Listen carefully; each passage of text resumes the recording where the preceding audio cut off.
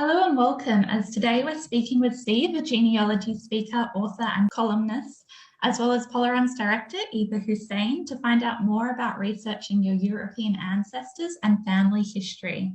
As always, don't forget to subscribe to our social media as we upload videos weekly. Over to you, Eva. Thank you, Stephanie, and good morning, good evening to you, Steve. I was so happy to hear that you were going to be joining us today. Firstly, because I had no idea what an accomplished author you were, but secondly, because you are really passionate about your own family history. So I wanted to get us started on that. What happened? How did you become so interested in your own family history, and when? Well, I started very young asking questions of my grandparents. I got some questions answered, some they avoided. I wrote a lot of things down, but lost all my notes. When my mother died, which basically was the last parent and grandparent to die, I took over her photo album, saying I was going to copy of them and give them to all my nieces, nephews, children, etc. I started, okay, how do I do this and save them properly? And there were so many questions that I really started digging into family history, which led me to doing the work that most people call genealogy, searching for the records to tie everything together. So that was the crux of how I really dug into it. I started writing because I started giving talks, and my brother-in-law said, you need to offer them what you're saying in writing. He was thinking pamphlets. I went to full book form. Oh, wow. And now I have 15 to 20 books on Amazon and in ebook on other platforms also. So I hated writing in high school and college. But once I started writing family history or how to do it, it just became so easy. Although grammar checking and spelling checking things makes it much easier from my standpoint, and has improved my writing quite a bit. For sure, for sure. So where's your family from, Steve? Where are they originated? Where have they originated? My mother's parents were both born in Poland. They married in central Illinois, south of Chicago. And my father's family basically immigrated from Hungary, basically Transylvania, which is now part of Romania. Mm-hmm. His family his mother's side is a little German and Hungarian. I'm not sure of the German, but I'm pretty sure of the Hungarian. But his father's side, his grandfather was Jewish, and his grandmother was Gypsy. So very, very interesting mix. And also your wife's family's heritage and history is very interesting. Can you tell us a little bit more about that? Well, her family is from two different parts of Czechoslovakia. Mm-hmm. From south, her grandfather was from south of Pilsen, and her mother's family was west of Prague, north of Budweis. Where they make the beer? Yes. Okay. We'll remember that one. So there's beer all over Czechoslovakia. If I can get my hands on a bottle of Czech beer, I love it. Yeah. It tastes much better than most of the other beers that I tasted. Right. I read somewhere that per capita Czechs the biggest drinkers of beer in the world, and now you know why, because it tastes good. So quite a mix mixed heritage, I guess, on both of your sides, and then where they settled, around Chicago, that was very multicultural, I guess, the way that we would call it today. What languages did they speak? I'm very interested in, do you know, like through the documents that you acquired from your mother, for example, were there any letters written in different languages? What can you tell us about that? Well, I did see letters and the backs of pictures from my mom's side in Polish. I never really saw anything from my dad's side. And also from my wife's family, I did see some documents in actually German, because they were official documents, either German or Latin, but no letters or anything like that. So, and one thing about my heritage is DNA says that have a biological father. So I have a third family that added 2 brothers and a sister that I'm in contact with. And that's mostly German, but it goes all the way back to the colonial America. So I thought most of my ancestors were post 1900 here in America. Now I have colonial roots also. So it's a very rich history. I love history.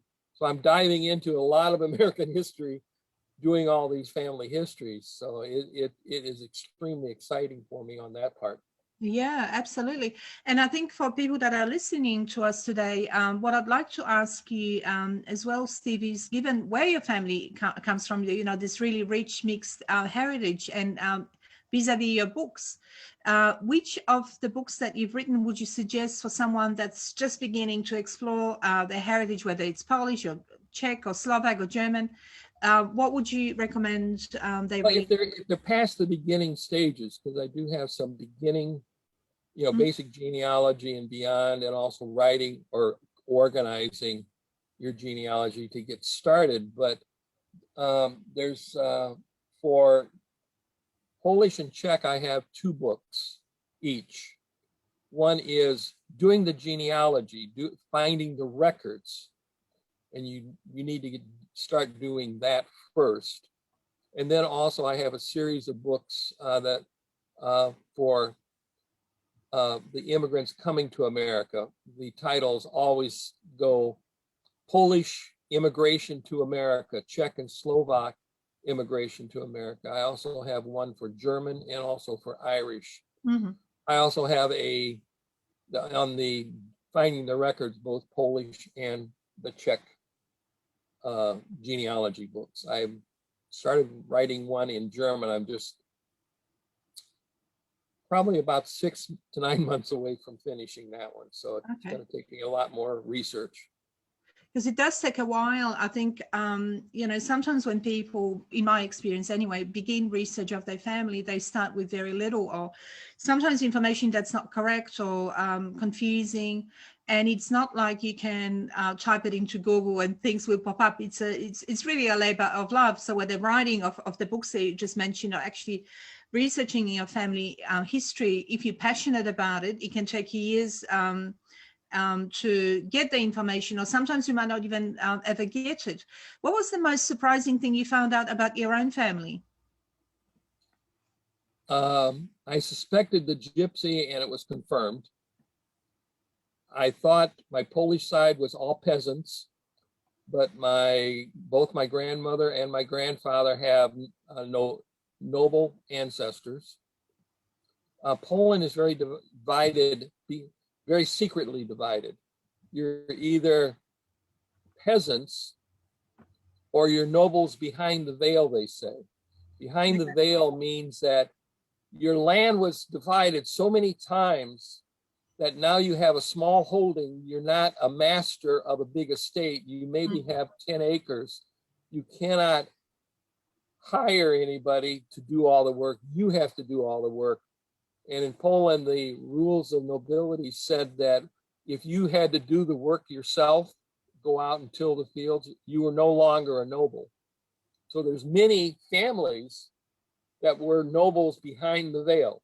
And both of my grandparents were of those families. And one, it's not only in the documentation, but DNA also linked my grandfather's family, mother's family, back to a noble in the 1600s. So, okay. That was interesting. Yeah, that would have taken you a long time to find this information too, probably. Stephen, do you have any family in Europe still, or were you able to find anybody that you were able to link yourself up to? Well, I have from the Polish side, I have a second cousin who's a professor at University of Virginia here in the United States, and also a second cousin in business in Brooklyn. But I also have a more distant cousin living in Liverpool. And then his mother is back in Poland. She grew up in the same village as my grandfather. And then she put me in contact with grandchildren of my grandfather's brother. Okay. So we exchanged Christmas cards with one of those families. So yeah, there's quite a few people around the world that are related to you. And can I ask, in terms of tips for somebody that's just beginning, let's say, to look into the family history, what would be like 3 things you could tell someone to do when they're starting out? I wrote down 3 things. Okay. You've come prepared. One is start with what you know, write it down, and then work backwards. Okay? Don't try to jump across the ocean, even if you think you know where they came from. The next is use all the sources you can while you're going backwards. That means relatives, all the shoe boxes and pictures and documents you can find in closets and desks before you even go online. Because everybody wants to jump online, but get some basic information first. And then once you have exhausted, or at least you have a lot of information online, start going to the archives and libraries to fill out things. And a lot of the useful information at those places are those related histories. Remember I was saying immigration to America? Yeah. That has a lot to say about everything that's going on around my ancestors. What was happening around them? What was their farm life like? What was going to the market like? Why did they leave? How did they get to the port? What was the port like? What was the voyage like? What was arriving like? What was the procedure? How did they get to where they were? Like my grandmother, she ended up, well, she was met by her brother and she went to Camden, New Jersey, which is on the East Coast. She ended up marrying my grandfather in the middle, in the Midwest, in the middle of America. How did they meet? It was an arranged marriage, I think. Mm-hmm. Okay, but how did they meet? How did that happen? That's some of the interesting stories that just blows your mind when you start writing things down and organizing in chronological order. All these questions just start popping up. And you just have to dig further and further into history books, but it's local history, not the national history. Yeah, these are fantastic tips, and I think I totally agree with you that if you do have that shoebox or that drawer with some old papers, that's usually a very good starting point. So also photos can tell you a lot. Backs of photos, what were people wearing? Absolutely. And I think I still have some photos I'm looking for. Who are these people? Yes. how are they related to the family? Because my grandmother and my mother and me are in some of those pictures. I was little, so I have no recollection of who these people are. But who are they? Because it's part of the story. Exactly. And I think, like for different people, the point of this genealogical research, as you called it, is different. So for some people, some of our clients, they might want to reclaim their citizenship, but for others, it's learning more about themselves. And I think what you described, that journey to learning about where your grandmother married and how come she was in the middle of America, that does enrich your life and help you with your own identity. But what about your journey to becoming a writer, Stephen? You mentioned earlier that, a family member suggested that you should write it all up, and they had brochures in mind. How long does it take to write a book? I'm assuming that it takes years, and I know that you wanted to show us some of your books on the screen, so feel free to do so. But just because it must be a lot of work to get a book, well, firstly to publish it, and then to make sure that it's actually popular, that people read it, that they find it useful, so that it doesn't just sit on your shelf, right? Well, technically, my family histories are never done. Okay. They will be done when they carry me into the funeral home. That's about it, because I keep reviewing the details, and when I think I have new sources, I start looking for my ancestors in those places and keep doing it. Now, some of the how-to books that are on Ancestry, or not Ancestry, but Amazon, the print books, some of them took 6 months, 9 months, 12 months. Some of them took 2 months. Mm-hmm. Okay, like the Czech genealogy. I was doing the research. I did a program where I outlined how to do it. And then the next month I said, wait a second, I have a Polish book like that. The format of the book is basically the same. It just you change the content. You change the content to refer to Czech, and you change the sources to my Czech sources. And that was done in 2 months. It was very quick. Because you had that structure already, I guess, and you knew what works. Yes. And go on. But the series of the immigrants to America, the Polish book, I think it took me about 9 months. The other ones took me less time, but because I basically had the format in my head, but I didn't have the content. So I really had to dig deep to fill in all the details of what I wanted to, of what should have been said, let's say that. And Steve, can I get you to show us those books as you're speaking? Oh, sure.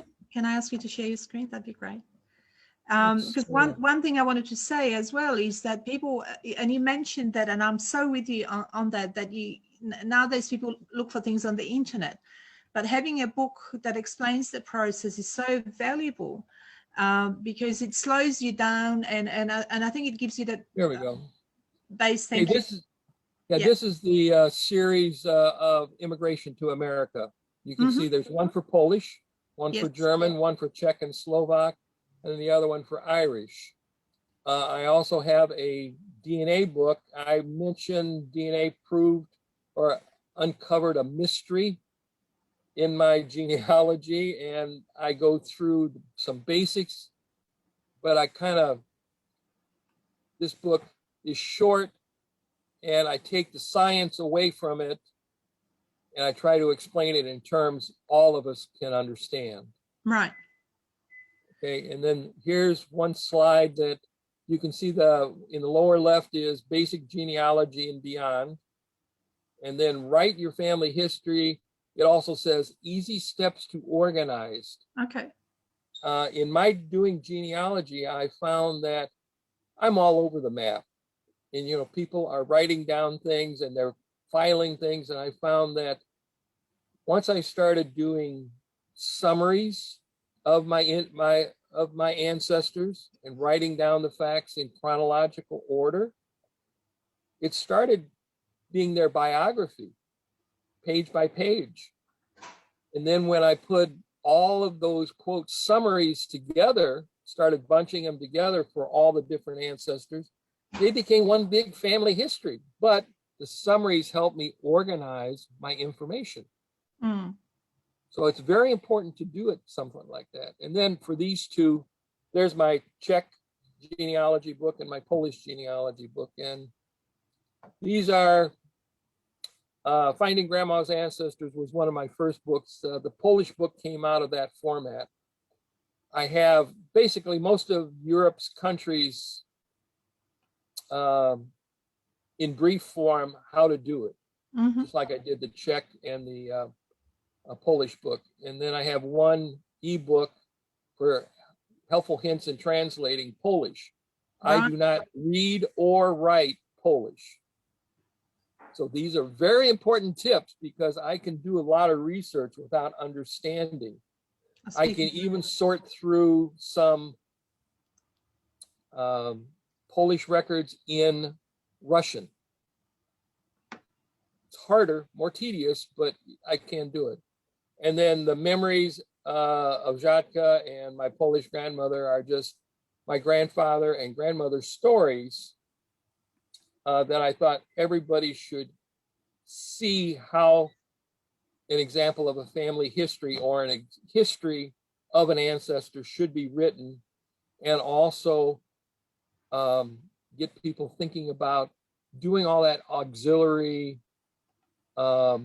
research around it, what's going on around them. The context. We will put, I know that you can find your books through Amazon, so we'll put that information on our Facebook page and in our newsletter. All the print books are available on Amazon.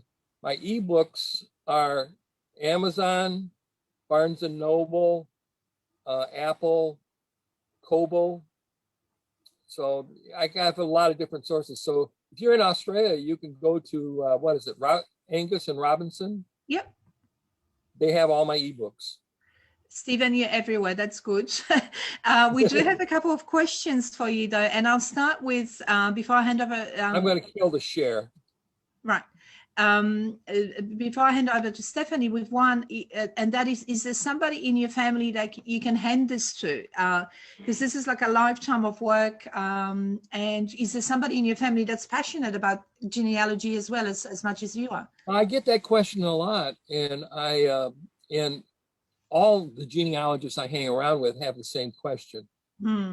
Okay, when I'm writing it in a narrative format, that is my research document, but it's also something that is readable to anybody in the family. It is not genealogy talk. It is a narrative of a person. So it's like it's a biography or it's a family history. So it's very readable. I do not try to do use a format that is typically just going through I could say the begots, just names and dates. I try to put information in there. I try to put some context to it. I try to make it readable as much as possible, so that anybody can read it. It's documented, sourced, cited, but it's not a academic document. It reads like a normal book.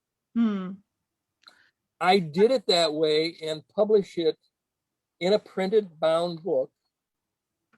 And I have copies out there. I've given it to my children. I've given them to cousins. I gave it to my siblings, the ones, I don't really care whether I pass it along to a specific person. I feel that if I do a good job in writing it, it will survive somehow. Somebody down the line, whether it be grandchildren or great-grandchildren, will take up the same torch with the same passion that I have. And as you said, even if it's not your family, people that will read your books will be able to follow the stories and learn how to do it for themselves. And I think that the context that you give, the narrative around your family history is probably as important, if not important, for people that will read your books, because they should be able to transport themselves into your family's footsteps in a way, and learn about what happened to theirs, or learn the tricks or skills to be able to do it for themselves. Stephanie, we have a minute and a half for a very quick question. Over to you. Thank you so much. We've got a quick question from one of our viewers. She's said that you mentioned you're able to look up research without speaking the language. She says she's Polish and she's having trouble researching without knowing Polish. What would you, what quick tips can you give her?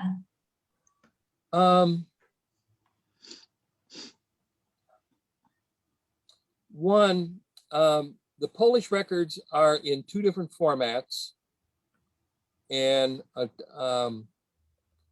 one format is just basically columns. Okay, the columns are in Latin, not Polish. Okay, the quick fix there is on familysearch.org and in some other Polish genealogy books. There's glossary of terms, and it's important to use glossary of terms from a genealogy source, because if you use a Polish or a Latin to English dictionary, modern dictionary, they won't have the same meanings to the words, and some of the words will be hard to find.